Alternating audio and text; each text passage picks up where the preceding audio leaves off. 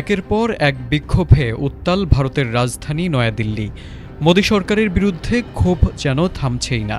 রাজধানী পেরিয়ে এবার আন্দোলনের আগুন ছড়িয়ে পড়েছে গোটা দেশ জুড়ে।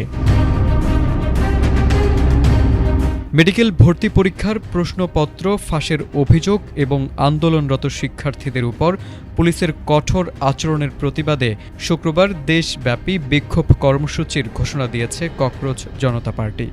দলটি তাদের কর্মী সমর্থক, ছাত্র সংগঠন এবং নাগরিক সমাজের প্রতিনিধিদের শান্তিপূর্ণভাবে দেশের বিভিন্ন শহরে কর্মসূচি পালনের আহ্বান জানিয়েছে। এদিকে ভারতীয় সংবাদ মাধ্যম ইন্ডিয়া টুডে জানিয়েছে, দিল্লিতে সিজেপির চলো সংসদ কর্মসূচিকে কেন্দ্র করে সংঘর্ষ এবং বিভিন্ন রাজ্যে বিক্ষোভকারীদের উপর পুলিশের পদক্ষেপের প্রতিবাদেই এই দেশব্যাপী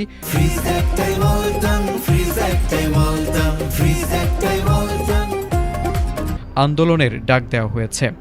সিজেপির দাবি, রাজধানীতে যা ঘটেছে তার প্রতিবাদেই এখন আন্দোলন দিল্লির গণ্ডি পেরিয়ে গোটা ভারতে ছড়িয়ে দেওয়া হচ্ছে, যা মোদি সরকারের জন্য বড় চ্যালেঞ্জ।